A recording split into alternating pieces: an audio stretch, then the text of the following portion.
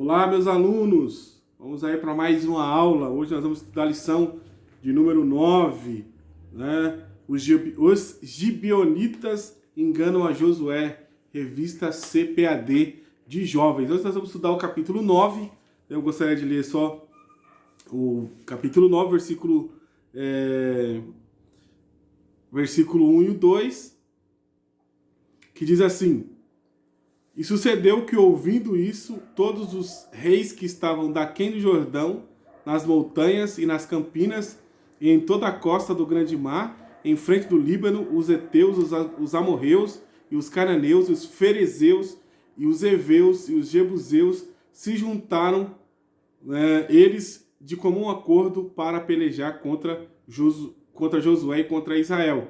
E os moradores de Gibeão, ouvindo isso, o que Josué fizera a Jericó e a Ai, usaram de astúcia e foram e se fingiram embaixadores, tomaram sacos velhos sobre os seus jumentos e ordens de vinho velhos e rotos e remendados, e nos pés sapatos velhos, remendados e vestes velhas sobre si, e todo o pão que trazia para o caminho era seco e bolorento. Hoje nós vamos falar sobre essa lição, sobre os gibeonitas, que era um dos povos cananeus e que usaram de astúcia, ou seja, enganaram o povo de Israel. Eles fingiram que vinham de longe a fim de que pudesse ter algum tipo de acordo com o povo de Israel. E o povo de Israel, não seguindo a orientação de Deus, acabou caindo no engano. E hoje eu gostaria de falar sobre 4 lições aqui importantes desse capítulo 9 que nós podemos aprender. Primeiro é sobre a inveja. A inveja está relacionada aos reis que se uniram para, embora não tinham uma convivência entre si amistosa, mas eles se uniram para poder destruir o povo de Israel, com inveja das vitórias, com aquilo que o povo de Israel vinha fazendo contra os inimigos. Eles se uniram através da inveja de derrotar o povo de Israel para que pudesse, derrotar o povo de Israel. Eles se uniram. Então a inveja, alguém definiu sabiamente da seguinte forma: inveja não é apenas querer ter o que o outro tem, mas o desejo que o outro não tenha nada. E existe um problema nessa questão da inveja, é que as pessoas invejosas não conseguem ser gratas. Por quê? Porque ela sempre vai estar olhando para aquilo que o outro tem e não vai valorizar aquilo que ela tem. Outra coisa que a gente aprende nessa lição é que as aparências enganam.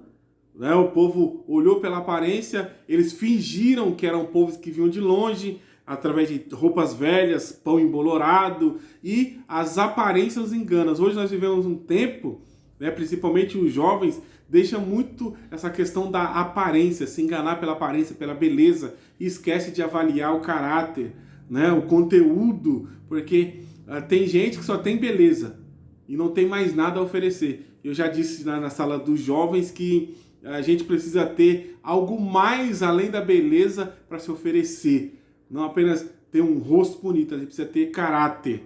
Outra coisa interessante que a gente aprende nessa lição é que Israel não consultou a Deus. O texto, ele é claro em dizer, no capítulo 9, que o Israel fez aliança com os gibeonitas e não consultou ao Senhor. Esse é o grande erro que todos nós fazemos. O erro de não consultar ao Senhor quando vamos tomar as nossas atitudes.